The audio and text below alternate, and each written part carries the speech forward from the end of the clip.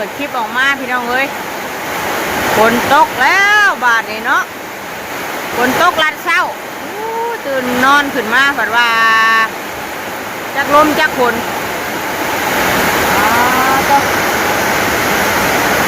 แห้งอีดีพี่น้องเอ้ยปุ๊ตกข้าวเดียวน้ำเต็มท้องหน้าเลยพูดนะน้ำไหลว่าจักจังลมหยุดแล้วบัดนี้เนาะมีแต่ฝนสบายดีเด้อพี่น้องเด้อสบายดีตอนเช้าๆมื้อนี้ก็ฝนตกลงมาแต่เช้าเลยลัดทางไอ้ต้าคือสิบ่ได้ไปโรงเรียนดอกมื้อนี้เนาะไอ้เตอร์ไอ้ต้าไปบ่ได้พี่น้องเอ้ยฝนตกลัดทางแล้วกำลังตื่นพากันว่าสิจับชุดนักเรียนมาบัดว่าฝนตกเลยแม่กำลังเตรียมชุดไว้ให้เพิ่นตื่นมาหลังฝนตกพากันเต้หวานอยู่พุ่นไอ้ลูกเพื่อนกับหัวเบิดพี่น้องเอ้ยปล่อยเตอร์ไปนั่นบนนอนพุ่นลงมาแต่เพื่อนลุ่มเนาะเจ้านี่กันลงตกตัวหำหัวแห้งแทงเตอร์เมื่อนอนพุทธปล่อยเตอร์กับไปเตอร์เมื่อนอนนี่พี่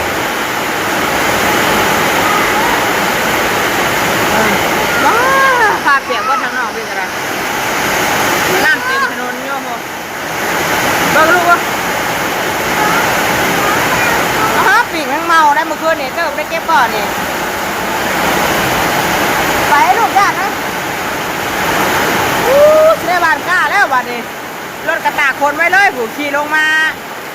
อันโคมเศร้าเนี่ยมันไม่ได้แห้งปานใดฟ้ากันลงมาโอ้ยเพื่อนกับพี่จะบอลหัวพี่น้องเอ้ยฝนตกกับผู้น่ากระยาดย่อยลงมาอยู่มันอยู่บนนอนเปียกเบิดมันมืดได้หรอไหมอ่ะไปลมมาอีกเลยนะโอ้ไล่ตรงหน้าลมมาแล้วบัดนี้พี่น้องเมื่อกี้นี่ก็ลมอยู่ให้ยุดแต่ว่าลมมาอีกเลยช่วงฝนตกไม่ย่านแต่ผ้าลมแล้วเนาะผ้าแตกผ้าห้องลมพี่น้องเอ้ย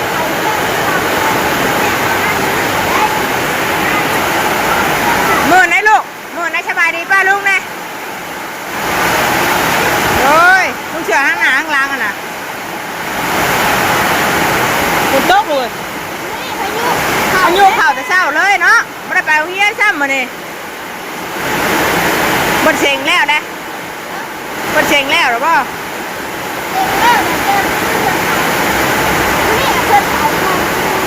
บริเวณพุ่นน้ำไหลตรงข้างหน้าข้างหน้าสิขาดแล้วบ้านนี้ไอ้ห้องชงลูกโรงเรียนกับบ่ได้ซ้ำบ้านนี้เนาะโอ้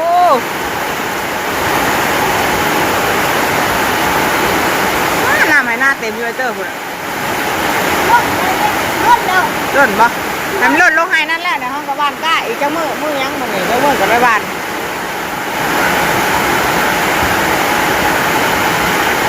ผมตกลัดเช้า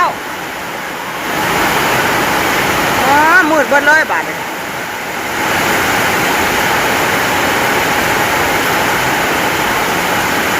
น้ำหน้าเฮือนกะอังอยู่มันเป็นตะลุกพี่น้อยมันเป็นนองน้ำนี่ไม่ได้เอาดินมาถมมันเตอร์ถมแต่ก่อนพุ่นแล้วตัวนี้ใครแน่พอได้ไปมาได้แน่มันยังอยู่บ่อน้ำหันยังเป็นนองอยู่เป็นเวลาฝนตกมาแต่สิเป็นลุมอยู่เป็นตะลุกอยู่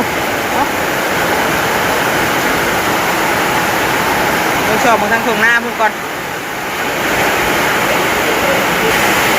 ฝนตกมากกระซ้ำเต็มในเฮือนพี่น้องเอ้ยพุ่นอ่ะใจอยู่จะโผล่จะกระซ้ำโอ้เต้อย่าเต้มืดนะหาน้ำพุ่นอ่ะสวยบวงโล่งไว้มันกระซ้ำฝนตกทั่วอยู่บนนอนกะซ้ำคนขาดประมาณเปียกเบิดทั่วพี่น้องเอ้ยตกมาอยู่บ่ได้มันทั่ว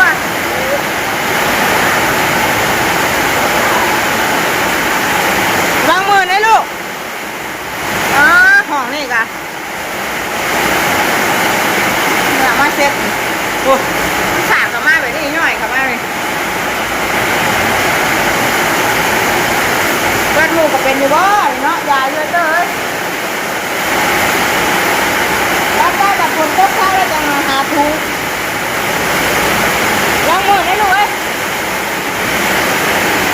อกก่อนอุ้ยออกมาได้ลูก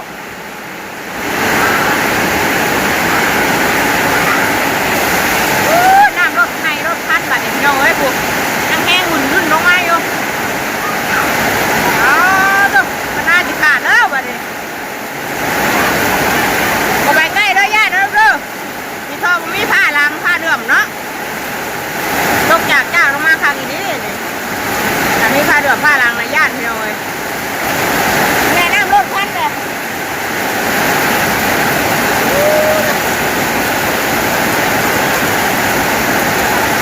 บอกไปแล้วอย่าได้ด้วย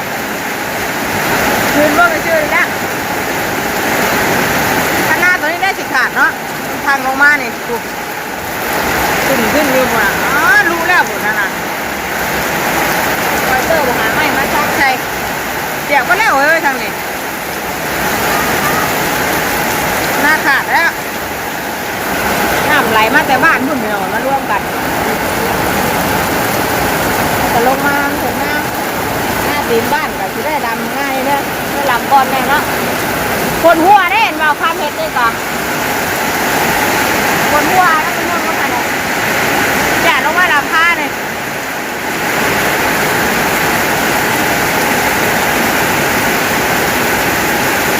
โอ้ต้องแองดิ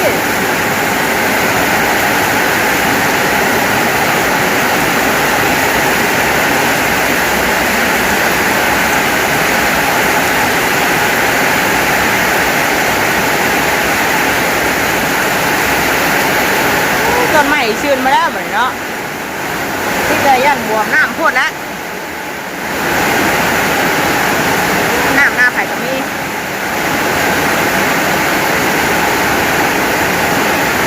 นี่แต่ของแก้วเลยอยู่คุณน่ะได้ลงเก็บเรื่องของแก้วฮะ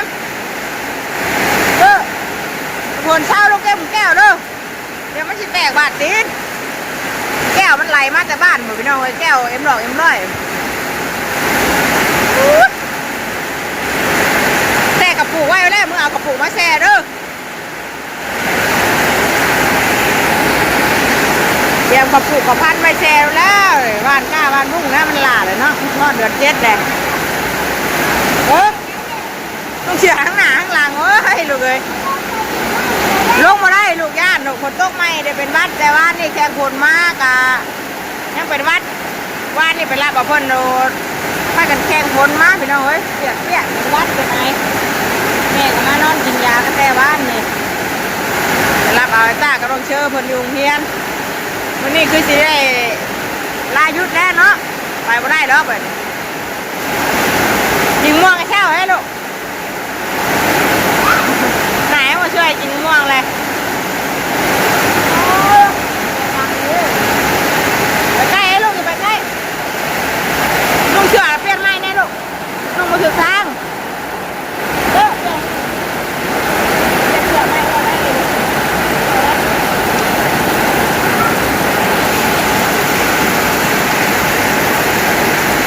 ใช้ซอยเข้าไปเลย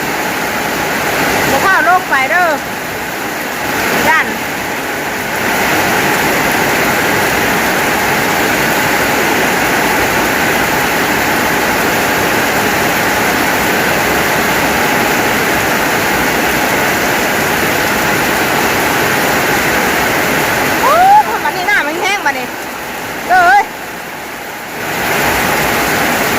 ส่วนนี้บวิดกันไปน้องเลยบวิดกำแพงเพราะว่ามันส่วนนั้นมันดินบวเพียงกันนิดเลยต้องเอาวิดกำแพง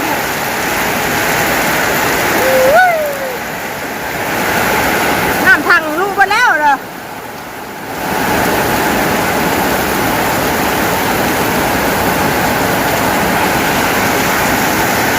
คุณยังแห้งอีนี้เลยน้ำคณะไปเบิดแล้วก็แห้งนะผลยุดเนี่ยก็หาบ้านคณะอยู่แม่ง่ายพี่น้องเอ้ยบัดตกแห้งบาดเดียวเลยขึ้นเลยเอาไปผลขาดเลยลูกผลขาดว่าเลยไม่ไปใกล้ผลเด้อเพี้ยนว่าเชื่อนะแต่ว่าล่ะนะ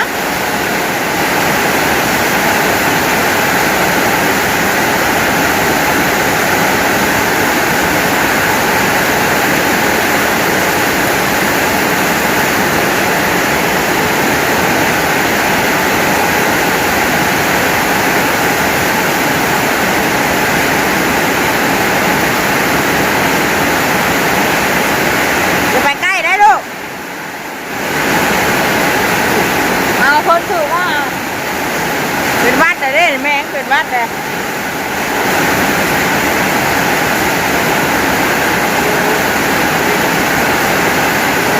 พักหญ้าชื่นแล้วบัดนี้ต้นไม้ต้นตอกปลูกไว้มานั่งกาคุณพี่น้องเลยน้ำไม้น้ำมันออกแล้วเนาะเฮ็ดฮอน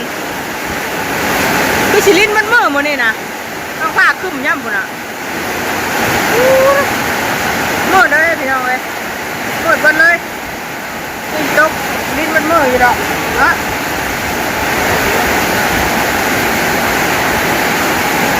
นะแม่โผล่ชาติขามานะลูก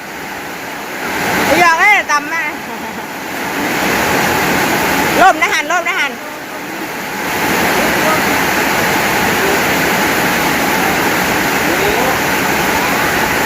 ประตูนั่นน่ะไปเก็บม่วงหน้าห้าเดี๋ยวพุ่นอ่ะพอไปได้ห้าญาติม่วงก็มีกินอยู่นี่นะก็ได้กินอยู่เก็บมาแต่มื่ออ่านห้วยแล้วแบบนี้โอ้ยเนาะหาปั้นคันไฮคันหน้าแล้วบาทนี่ฝนตกกันดินอ่อนเลยถูกก้าวานเข่าแล้วบาทนี้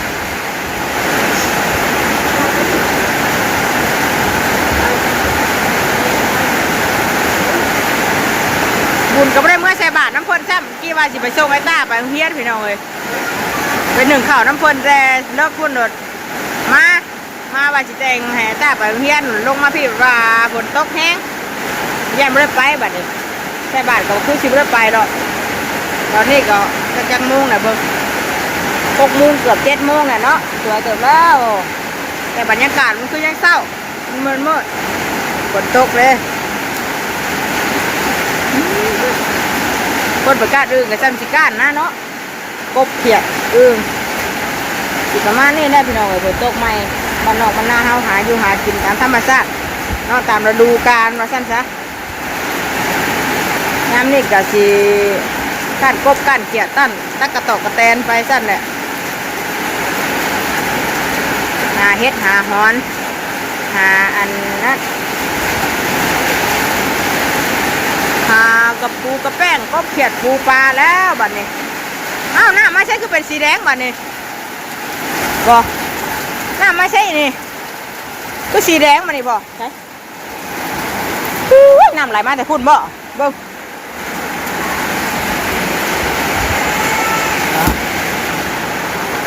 อ๋อน้ำมันล้นมาแต่พุ่นได้บัดนี้ผมมีท่อมาใส่พี่น้องเลยถ้าซื้อท่อใส่ลงมาเนี่ยใครในนกอันนี้มันสอยว่าได้หรอโอ้ไหลลงเลยทางน้ำท่วมบ้านมันเฮ้ยน้ำท่วมแล้วฝนตกแค่เดียว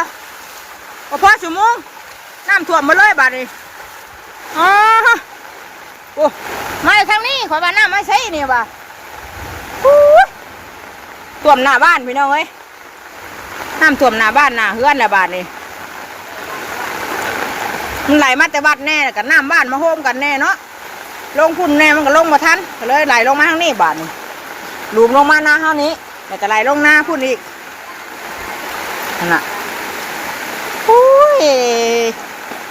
กำสิบ้านบาดนี้กล้านะน้ำวัดกระไรออกมานี่น่ะ2 หูปุ๊นี่น้ำถนนน้ำบ้านน้ำยางพูดอันนี้นะไหลมานี่ม่วงร่นกองพูดนี่ป้าเอ้ยนี่ม่วงร่นเลยหยุดแล้วบัดนี้อ๋อทางนั้นก็ไหลลงพอแล้วตกก็ดีอยู่มีผ้าเดื่อมผ้าห้องตกแบบนี้ก็ใครอยู่พี่น้องเลยแต่ถ้าตกมีผ้าเดื่อมล้มฝนตกเนี่ย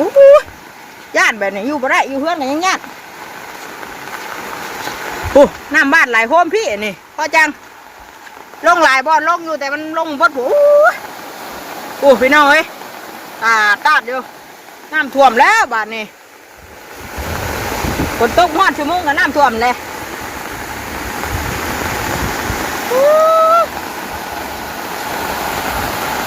ตาย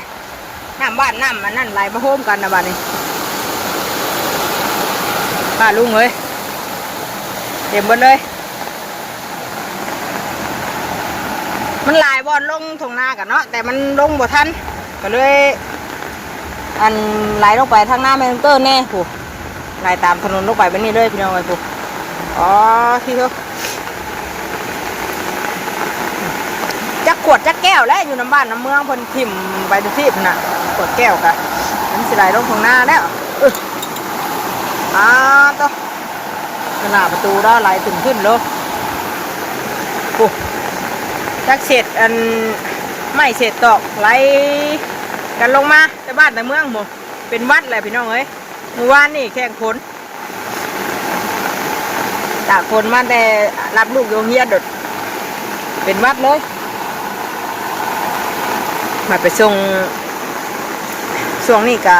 สิยากลำบากแน่แหละเนาะตั้งเบิ้งพี่น้องเอ้ยแต่ว่าถ้าเบิดอันเดือนนี้หรือว่านั่นใดกะแมงเตอร์ก็ว่าสีอันนั้นสีโจหรือว่าลาให้เพิ่นก้อนจักเดือนเนาะเพราะว่าเขาต้องลงไห้ลงนาแล้วมันกะสิยากแน่ลงลำไห้ลำหน้ากะเอาสีอันนั้นเล่นลำไห้ลำหน้าแน่เล่นไปเอาลูกแน่มันผัดยากนะพี่น้องเอ้ยแม่นอยู่ว่ายากกับไปฝากไว้น้ำเพิ่นกับบัดเฮายากไปส่งแน่ทางกับเปื้อนแน่สินะรถล่างเฮากะไปน้ำถนนหนทางบ่ค่อยดีแน่มันกะสิยากแน่เนาะยามฝนนี่ไปบ่ไรเลยถนนหนทางนี่กับเปื้อนเมื่อวานนี่กับพลาดเตินมากับแม่น้องเชื่ออันนั้นแม่น้องเชื่อพาล่มเมื่อวานนี่ตอนขาไปนะมาอัดซีมาแบบนี้เนาะเป็นวัดน้อยขอโทษขออภัยนะกินมุกนั่นเลยย่อยเลยน้ำอ่างกับผมข้างหน้านั่งกับผม โอ้ยจำสีดำบาทนี่จำสีวานก้าแค่แต่มันสิ่งช่วงมันเลยเนาะบัดเป็นฮาวานก้าเงาเลยผัดยันมันมีฝนแล้ว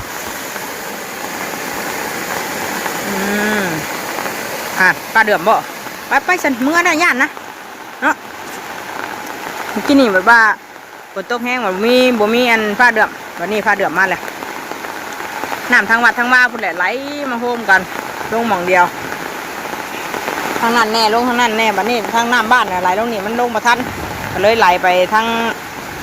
เพื่อนแมงเตอร์พุ่นเนาะถูกหงม่วงกะไหลแล้วเนี่ยบาชิมาย่างมาเก็บหงม่วงเลยพี่น้องเอ้ยน่ะต้นหงม่วงไหลลงน้ำหมดแล้วน้ำท่วมหมดเลยเก็บบ่ได้ครับเนาะ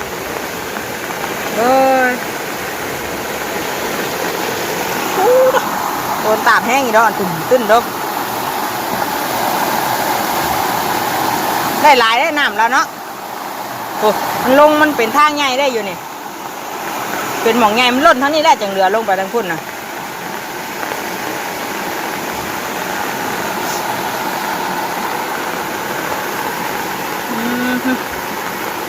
ตกข้าวเดียวได้นี่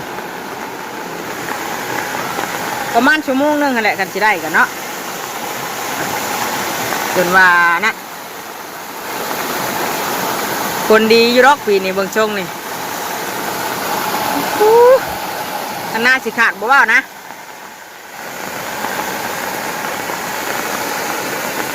ไปใส่พี่น้องเลยเนาะ